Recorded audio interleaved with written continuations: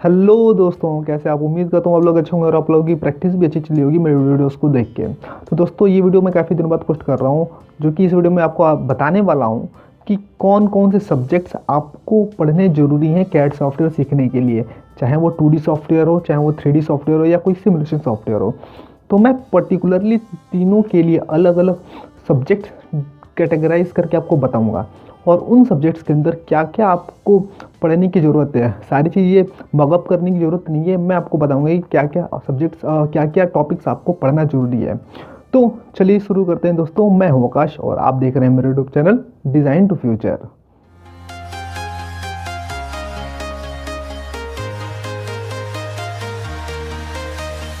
Start.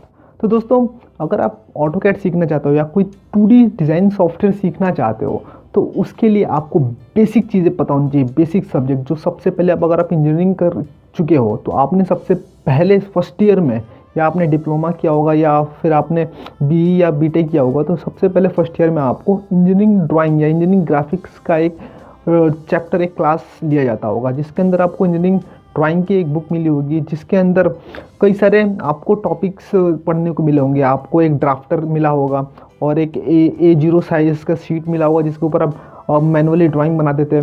तो वो सबसे पहले आपको ज़रूरी है इंजीनियरिंग ड्राइंग की बुक उठाने की, क्योंकि ये सबसे बेसिक है। और उसके अंदर आपको सबसे पहले उठाना है शीट स्टैंडर्ड। मतलब आप कौन सी शीट यूज़ करते हो, किस शीट का क्या डायमेंशन है, जैसे A4 का क्या साइज़ होता है, A3 का क्या होता है, A2 का क्या होता है, A1 का क्या होता है, और उनको कैलकुलेट कैसे करते हैं, उन सब के बारे में आपको पढ़ो। ये बुक का लिंक मैं अपने डिस्क्रिप्शन में दे दिया हूँ, आप वहाँ से बुक का PDF डाउनलोड कर सकते हो, वो भी बिल्कुल फ्री। तो आप उसको डाउनलोड करो और उसको पढ़ो। अगर आपके पास बुक पहले से अवेलेबल है तो उसको खोलो आप और उसको पढ़ो, और जो जो टॉपिक मैं आपको बता रहा हूँ वो आप नोट डाउन कर लो, वो टॉपिक आप ज़रूर पढ़ना। तो पहले मैंने बताया आपको शीट स्टैंडर्ड। शीट स्टैंडर्ड क्या होते हैं उसके बारे में आप जानो, उसके बारे में पढ़ो। शीट के अंदर टाइटल ब्लॉक क्या होते हैं, बॉर्डर कितने तरीके के होते हैं, शीट के बॉर्डर कितने मार्जिन पे लगाए जाते हैं। तो ये सारी डिटेल आपको बेसिक चीज़ें पता होनी चाहिए। उसके बाद से आप स्केल फैक्टर के बारे में पता करो, नॉलेज लो। मतलब शीट का क्या स्केल होना चाहिए। अगर आप कैड सॉफ्टवेयर में कोई शीट लेते हो तो उसका क्या स्केल होना चाहिए। अगर कोई शीट 1:2 का है तो उसके ऊपर डायमेंशन किस रेशियो में बनेंगे, वो आपको पता होना चाहिए। तो शीट स्केल फैक्टर भी आप नॉलेज लो उसकी। उसके बाद से एंगल ऑफ प्रोजेक्शंस, कितने एंगल ऑफ प्रोजेक्शन होते हैं उसके बारे में आप पता करो। मतलब first angle projection, third angle projection, orthographic projection, ये सब चीज़ें आपको पता होनी चाहिए। ऑर्थोग्राफिक प्रोजेक्शन कितने तरीके के होते हैं, उसके अंदर front view, top view, side view, ये सब चीज़ें आपको, बेसिक चीज़ें आपको पता होनी चाहिए। उसके बाद से आता है आइसोमेट्रिक प्रोजेक्शन।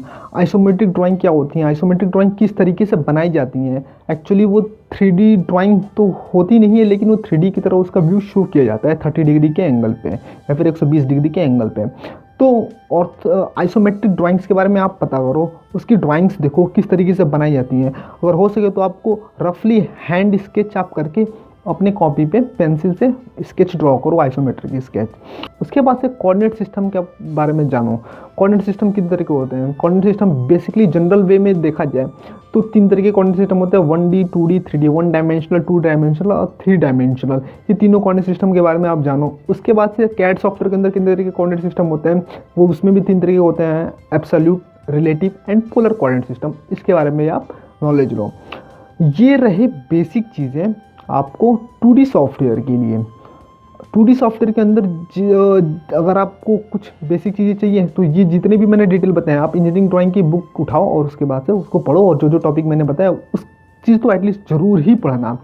क्योंकि अगर आप कहीं इंटरव्यू देने जाते हो, भले ही आपको सॉफ्टवेयर में कितना भी नॉलेज हो, लेकिन अगर आपको बेसिक चीज़ें नहीं पता है तो कंपनियां कभी भी आपको हायर नहीं करेंगी। क्योंकि मैंने भी जितने भी कैंडिडेट के इंटरव्यू लिए हैं, मैं भी उनको प्रेफर करता हूँ कि उनको बेसिक चीज़ें क्या पता है, बेसिक चीज़ें कितनी नॉलेज है उनको बेसिक चीज़ों की। अगर उनके बेसिक्स स्ट्रॉन्ग हैं तो टूल्स कोई बड़ी बात नहीं है। टूल्स तो वो बंदा 2 दिन से 4 दिन के अंदर भी सीख जाएगा, मैं भी सिखा दूंगा। लेकिन अगर बेसिक ही क्लियर नहीं है तो उसको आप इंजीनियरिंग की चीज़ें तो बिठा के पढ़ा नहीं सकते हो। तो बेसिक चीज़ें पहले क्लियर करो आप, उसके बाद से आप खुद देखोगे कि अगर आप इंटरव्यू देने जाते हो तो आप खुद कितना कॉन्फिडेंट फील करोगे इंटरव्यूअर के सामने, और वो कुछ भी पूछे डिज़ाइन में आप तुरंत पटाख से उसको जवाब दे सकोगे। तो बेसिक चीज़ें आप ज़रूर क्लियर करो। अब हम बात करते हैं 3D सॉफ्टवेयर से रिलेटेड सब्जेक्ट्स की। अगर आप 3D सॉफ्टवेयर सीखना चाहते हो और उससे रिलेटेड या जॉब पाना चाहते हो तो उसके लिए आपको क्या क्या बेसिक सब्जेक्ट्स ज़रूरी हैं, कौन कौन से टॉपिक ज़रूरी हैं। तो 3D सॉफ्टवेयर के लिए 2D सॉफ्टवेयर के अंदर जो मैंने इंजीनियरिंग ड्राइंग की डिटेल बताई हैं, जो टॉपिक्स और जो पैरामीटर्स मैंने बताए, वो सब की नॉलेज तो ज़रूरी है ही, चाहे आप 2D करो चाहे 3D करो, दोनों के लिए वो चीज़ ज़रूरी है। प्लस एडिशन में आपको मशीन डिज़ाइन की नॉलेज होनी चाहिए। मशीन डिज़ाइन के अंदर यूनिट सिस्टम की सबसे पहले नॉलेज होनी चाहिए। कितने तरीके की इंडस्ट्रीज़ में यूनिट सिस्टम यूज़ किए जाते हैं। अगर आप मैकेनिकल से हो तो आप ASME स्टैंडर्ड को फॉलो करते हो, मीन्स IS स्टैंडर्ड को फॉलो करते हो। वैसे ही सिविल में भी आप IS स्टैंडर्ड को ही फॉलो करते हो, लेकिन उसके अंदर IPS इंचेस के ड्राइंग्स, इंचेस के डायमेंशन यूज़ किए जाते हैं। तो ये चीज़ें आपको पता होनी चाहिए। यूनिट सिस्टम का सारा डिटेल आप उसके अंदर देख सकते हो। मशीन डिज़ाइन की बुक का भी PDF मैंने डिस्क्रिप्शन में डाल रखा है लिंक, आप वहाँ से डाउनलोड कर सकते हो फ्री ऑफ कॉस्ट, और उसको आप पढ़ो। यूनिट सिस्टम टॉपिक में जाओ और उसको पढ़ो आप, यूनिट सिस्टम के सारे डिटेल्स। जैसे आपको BSI है, IS हो गया, या फिर जापानीज़ GIS हो गया, जापानीज़ इंडस्ट्रियल स्टैंडर्ड हो गया। तो ये सारे स्टैंडर्ड के बारे में आप पता करो, ठीक है। उसके बाद से बेसिक इंजीनियरिंग पैरामीटर्स आपको पता होने चाहिए। मींस टॉर्क के डेफिनेशन, टॉर्क के फॉर्मूले क्या होते हैं, pressure, force, factor of safety, ये सब चीज़ें भी आपको बेसिक चीज़ें पता होनी चाहिए। क्योंकि आप जब भी 3D डिज़ाइन करते हो तो आप केवल उसको एक ग्राफिकली व्यू नहीं देते हो, बल्कि वो इंजीनियरिंग कॉन्सेप्ट्स के साथ आप डिज़ाइन करते हो। सपोज़ आपकी कंपनी में कोई प्रोडक्ट डिज़ाइन होता है, सपोज़ गियर ही डिज़ाइन होता है या फिर कोई पिस्टन डिज़ाइन होता है, तो उस पिस्टन के ऊपर कितने फोर्स का इम्पैक्ट लग रहा है, उस इम्पैक्ट की वजह से वो कितने मटेरियल की रिक्वायरमेंट होगी, कितना थिकनेस रिक्वायरमेंट होगा, ठीक है। तो वो सब चीज़ें डिज़ाइन करने के लिए आपको बेसिक पैरामीटर पता होना चाहिए, जब भी आप अच्छे से उस चीज़ को डिज़ाइन कर पाओगे। तो बेसिक इंजीनियरिंग पैरामीटर में torque, force, factor of safety, stress, strain, ठीक है, Poisson's ratio, strength of material, तो ये सब चीज़ें जो काउंट होंगी। और भी मशीन डिज़ाइन की बुक अब उठाओगे तो बेसिक इंजीनियरिंग पैरामीटर ये सारे दे रखे हैं दूसरे चैप्टर में ही, वो सब सारी के सारे पढ़ लो आप, और उनके फॉर्मूले भी आप याद कर लो। क्योंकि कई बार क्या होता है कि इंटरव्यूअर फॉर्मूले भी आपसे पूछ लेता है। अब बात करते हैं मटेरियल प्रॉपर्टीज़ की। आप मटेरियल प्रॉपर्टीज़ के बारे में भी आपको नॉलेज होना चाहिए। सपोज़ कास्ट आयरन की डेंसिटी क्या है, उसका मैक्सिमम टेम्परेचर, मेल्टिंग टेम्परेचर क्या है, तो वो आपको पता होना चाहिए। क्योंकि अगर आप कोई प्रोडक्ट डिज़ाइन करते हो तो आप डिज़ाइन करने के बाद उसके कौन सा मटेरियल यूज़ कर रहे हो, तो वो भी आपको पता होना चाहिए कि आपके प्रोडक्ट के लिए वो मटेरियल कंफर्टेबल या वो मटेरियल सूटेबल है कि नहीं है। तो जब आपको मटेरियल की प्रॉपर्टीज़ पता ही नहीं होंगी तो आप उस मटेरियल को यूज़ कैसे करोगे। तो मटेरियल की प्रॉपर्टीज़ भी आपको डिटेल में पता होनी चाहिए। सपोज़, और उसके बाद से मटेरियल की स्टैंडर्ड फॉर्म, मतलब माइल्ड स्टील का कोई प्रोडक्ट यूज़ करते हो तो माइल्ड स्टील के नाम से तो मार्केट में कोई प्रोडक्ट मटेरियल सर्च करोगे तो नहीं मिलेगा।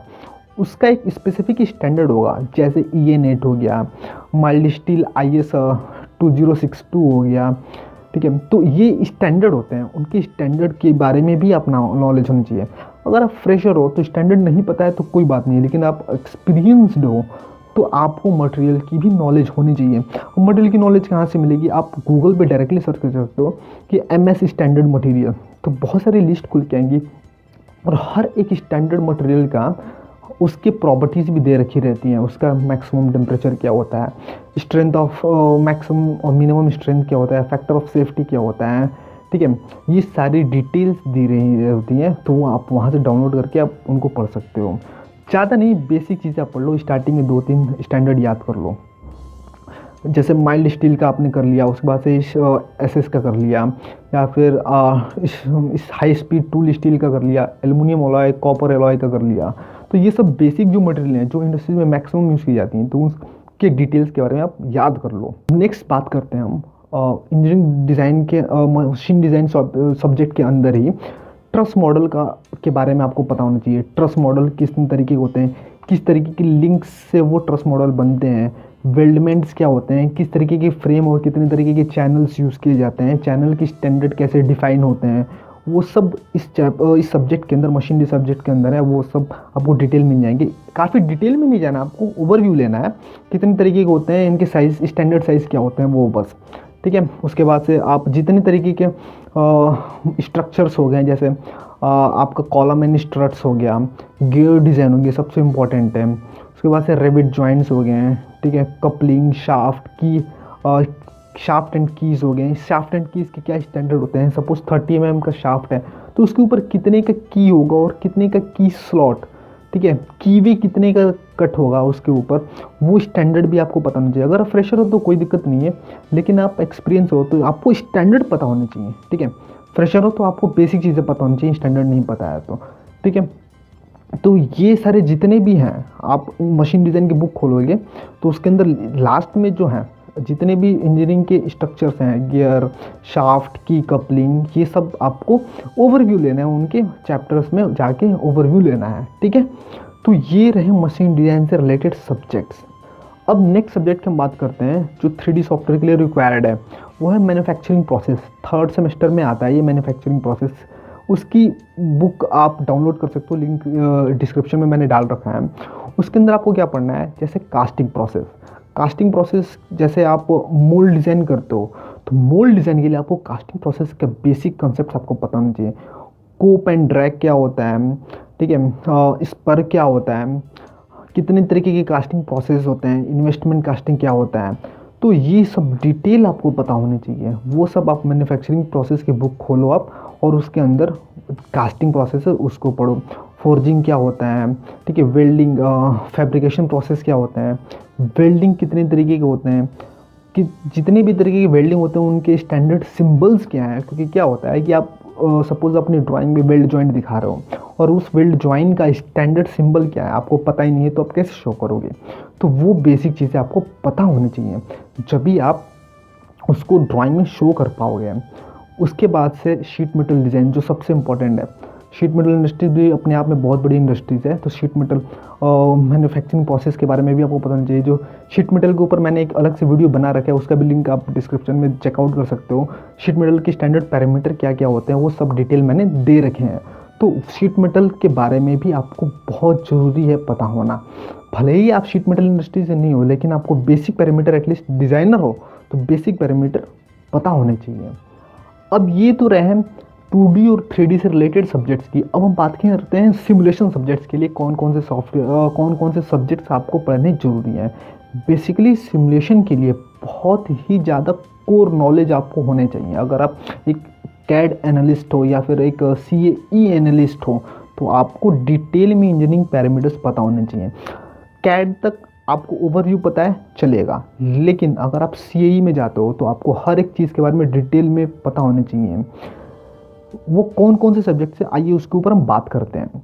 तो सबसे पहले जितने भी मैंने 2D और 3D के लिए जो सब्जेक्ट्स बता रखे हैं उन सब की तो नॉलेज होनी ही चाहिए, प्लस आपको मटेरियल साइंस की डीप नॉलेज होनी चाहिए। मतलब क्लासिफिकेशन, कितने तरह के मटेरियल की क्लासिफिकेशन होती हैं, उसके बाद से प्रॉपर्टीज़, बेसिक कोर प्रॉपर्टीज़ क्या हैं और उनके अंदर डिटेल्स क्या हैं, वो आप मटेरियल साइंस की जब आप बुक खोलोगे, उसका भी लिंक मैंने, मटेरियल साइंस की बुक का लिंक डिस्क्रिप्शन में मैंने डाल रखा है, उसका भी आप डाउनलोड कर सकते हो फ्री ऑफ कॉस्ट। उसके अंदर प्रॉपर्टीज़ आप पता करो हर एक मटेरियल की, मतलब कि मेटल की बेसिक प्रॉपर्टीज़ क्या क्या होती हैं, मेटल में कास्ट आयरन, आयरन, फेरस और नॉन फेरस की मेटल की प्रॉपर्टीज़ क्या होती है वो पता होनी चाहिए। और थर्मल बिहेवियर क्या है मटेरियल का, इलेक्ट्रोमैग्नेटिक बिहेवियर क्या होता है मटेरियल का। क्योंकि क्या होता है कि आप सिमुलेशन सॉफ्टवेयर आप यूज़ करते हो तो उसके अंदर आप जब मटेरियल सेलेक्ट करते हो तो कई बार क्या होता है कि आप मटेरियल के प्रॉपर्टीज़ को भी चेंज करना पड़ता है। तो जब तक आपको मटेरियल की बेसिक चीज़ें नहीं पता होंगी तब तक आप उसको चेंज नहीं कर सकते हो। क्योंकि आप सपोज़ करो उसकी डेंसिटी सपोज़ करो 8000 kg/m³ है और वो टेम्परेचर वेरिएंट मटेरियल है, तो आप उसका डेंसिटी चेंज कर दिए लेकिन उसके टेम्परेचर वेरिएंट मतलब उसका मैक्सिमम या मिनिमम टेम्परेचर आपने चेंज ही नहीं किया, तो वो मटेरियल अच्छे से बिहेव कर ही नहीं पाएगा और सिमुलेशन आपका पॉसिबल ही नहीं हो पाएगा। तो मटेरियल की प्रॉपर्टीज़ जो है आप डिटेल में पढ़ो और एक एक चीज़ें पढ़ो, कोई चीज़ स्किप मत करो, क्योंकि जब आप किसी एनालिस्ट के लिए आप जॉब लेने जाते हो, किसी इंडस्ट्रीज़ में जाते हो, तो वो आपसे सॉफ्टवेयर से रिलेटेड एटलीस्ट मतलब 99% वो आपसे कोर सब्जेक्ट्स के बारे में पूछती हैं, 1% केवल सॉफ्टवेयर के टूल्स के बारे में पूछेंगे, कि सॉफ्टवेयर के टूल्स तो सबको पता है, लेकिन जो बेसिक ही नहीं पता है तो सॉफ्टवेयर के टूल यूज़ करके क्या फ़ायदा। ठीक है, तो मटेरियल की प्रॉपर्टीज़ मैंने आपको बता दिया। मटेरियल साइंस की बुक आपके लिए बहुत ही ज़रूरी है। उसके अंदर मटेरियल के डिफेक्ट्स क्या हैं, मतलब कोई सॉलिड ऑब्जेक्ट है उसके डिफेक्ट्स किस तरीके के होते हैं, बॉडी के अंदर टेम्परेचर की वजह से क्या डिफेक्ट है और वेदर की वजह से क्या डिफेक्ट है, कोरोजन क्या है, तो ये सब चीज़ें भी आप उसके अंदर पढ़ सकते हो। उसके बाद से हम बात करते हैं थर्मल इंजीनियरिंग सब्जेक्ट की। थर्मल इंजीनियरिंग सब्जेक्ट बहुत ही ज़्यादा इंपॉर्टेंट है, क्योंकि आप कोई भी हीट ट्रीटमेंट एनालिसिस करते हो, तो हीट से रिलेटेड एनालिसिस करते हो, तो आपको थर्मोडायनेमिक्स की नॉलेज होनी बहुत ज़रूरी है। उसके अंदर मैं आपको बता रहा हूँ क्या क्या टॉपिक आपको पढ़ना है। सबसे पहले तो आपको साइकिल्स पढ़ने हैं, Carnot cycle, Brayton cycle, refrigeration system, ये सब चीज़ें पढ़नी है। उसके बाद से thermodynamics laws, first law of thermodynamics, second law, third law of thermodynamics, ये सब पता होना चाहिए। उसके बाद से मोड ऑफ हीट ट्रांसफ़र के क्या मोड है, सॉलिड टू सॉलिड है, सॉलिड टू एयर है, सॉलिड टू फ्लूइड है, तो ये मोड ऑफ हीट ट्रांसफ़र पता होना चाहिए। और उसके अंदर किस तरीके के फॉर्मूलेज यूज़ किए जाते हैं और क्या क्या पैरामीटर है, वो डिटेल आप बुक में जाके देख सकते हो।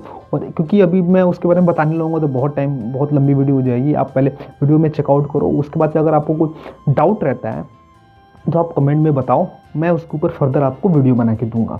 ठीक है, तो ओपन एंड क्लोज सिस्टम क्या होता है, प्रॉपर्टीज़ ऑफ प्योर सब्सटेंसेस क्या है, ये सब टॉपिक्स आप उसके अंदर पढ़ो और डिटेल में पढ़ना। ये नहीं कि बस ओवरव्यू लेना है। अगर आप एक अच्छे सीए एनालिस्ट, एक अच्छे सिमुलेटर बनना चाहते हो, एक अच्छे डिज़ाइन एनालिस्ट बनना चाहते हो, तो आपको ये डिटेल में पढ़ने की बहुत ज़्यादा ज़रूरत है, जभी आपको अच्छी जॉब लग पाएगी। उसके बाद से आपको नेक्स्ट सब्जेक्ट जो है थ्योरी ऑफ मशीन, ये पढ़ने की ज़रूरत है। थ्योरी ऑफ मशीन के अंदर ये शायद 5th सेमेस्टर में था, आपको लिंक मैकेनिज्म पढ़ने की ज़रूरत है, फोर्स के लॉज पढ़ने की ज़रूरत है। उसके बाद से कैम के ऊपर भी बहुत सारे डिज़ाइन वर्क होते हैं, बहुत सारे क्वेश्चन से राइज होते हैं, तो कैम के ऊपर भी आप कैम की डिज़ाइन पढ़ सकते हो। ठीक है, तो ये बेसिक चीज़ें हैं, तो उनके अंदर ये पढ़ सकते हो आप। उसके बाद से नेक्स्ट जो मैं आपको बता रहा हूँ, जो सबसे इंपॉर्टेंट है, बेसिक फिजिक्स की नॉलेज होनी चाहिए। जैसे आपको ऑप्टिक्स के बारे में पता होना चाहिए, हीट फ्लक्स क्या होता है, उसके बाद से लाइट फ्लक्स क्या होता है, तो ये बेसिक चीज़ें हैं फिजिक्स के बारे में। जैसे सरफेस टेंशन क्या होता है, सरफेस टेंशन का फार्मूला क्या है, फ्लूइड्स की प्रॉपर्टीज़ क्या क्या होती हैं। ठीक है, फ्लूइड्स के प्रॉपर्टीज़ किस चीज़ पे डिपेंडेंट होती हैं, वो सब डिटेल आप वहाँ से बेसिक फिजिक्स के बारे में पढ़ सकते हो। बेसिक फिजिक्स आपको क्या 12th की बुक उठा लो आप, उसके अंदर आप बेसिक चीज़ें आप पढ़ो। बेसिक थर्मल आप पढ़ सकते हो, बेसिक ऑप्टिक्स पढ़ सकते हो आप। ठीक है, बेसिक फ्लूइड पढ़ सकते हो आप, बेसिक इलेक्ट्रोमैग्नेटिक्स के बारे में पढ़ सकते हो, इलेक्ट्रोमैग्नेटिक फोर्स क्या होता है, इलेक्ट्रोमैग्नेटिक फ्लक्स क्या होता है, क्योंकि इलेक्ट्रिकल से भी रिलेटेड क्वेश्चन से राइज होते हैं। या फिर इलेक्ट्रिसिटी के बारे में बेसिक चीज़ें पढ़ सकते हो, करंट, वोल्टेज, एम्पियर, इन सब के बारे में क्या रिलेशंस होते हैं। तो क्योंकि कई बार क्या होता है कि एनालिसिस के लिए ये सब पैरामीटर भी यूज़ किए जाते हैं, तो आपको बेसिक चीज़ें पता हो तो ये अच्छी बात है। तो ये रहे दोस्तों सब्जेक्ट्स की नॉलेज, क्या क्या आपको सब्जेक्ट्स पढ़ने की ज़रूरत है। और अगर आप ये सब्जेक्ट्स की नॉलेज पहले से रखते हो तो मैं गारंटी के साथ कह सकता हूँ कि आपकी अच्छी जॉब ज़रूर लगेगी। क्योंकि आप खुद देखो कि कोई भी बंदा इंटरव्यू में जाता है तो सबसे पहले वो बेसिक चीज़ ही उससे पूछे जाते हैं। अगर वो बंदा बेसिक चीज़ें बता देता है तो उसके चांसेस जॉब लगने के ज़्यादा हो जाता है एज़ कम्पेयर टू दूसरे कैंडिडेट के। भले ही उसके बाद सॉफ्टवेयर में कितनी भी नॉलेज हो, लेकिन अगर उसके बेसिक्स अच्छे हैं तो उसको ज़्यादा प्रेफर किया जाएगा। मैं अपनी लास्ट कंपनी में अपने रिप्लेसमेंट के लिए जिस बंदे को हायर किया था, उसके सॉफ्टवेयर की नॉलेज बहुत ही कम थी, लेकिन उसके बेसिक काफ़ी स्ट्रॉन्ग थे। इस वजह से मैंने उसको हायर किया, क्योंकि बेसिक अच्छे हैं तो वो आगे अच्छे से डिज़ाइन कर पाएगा। टूल्स वो 2 से 3 दिन या हफ्ते दिन या महीने भर में सीख जाएगा। क्योंकि उसके बेसिक अच्छे हैं। तो बेसिक पे आप फोकस करो, ठीक है। और अगर आपको कोई डाउट रहता है तो आप प्लीज़ मुझे कमेंट में बॉक्स में बताओ, मैं उस पर फर्दर एक वीडियो बनाऊंगा। और अगर आपको मेरे वीडियो से रिलेटेड कोई क्वेरी रहती है तो आप वो भी आप मुझे बताओ। अगर आप मेरे चैनल पर हैं तो प्लीज़ सब्सक्राइब करना ना भूलें, अपने दोस्तों के साथ शेयर जरूर करें। तो thank you for watching my dear friends. जय हिंद, वंदे मातरम।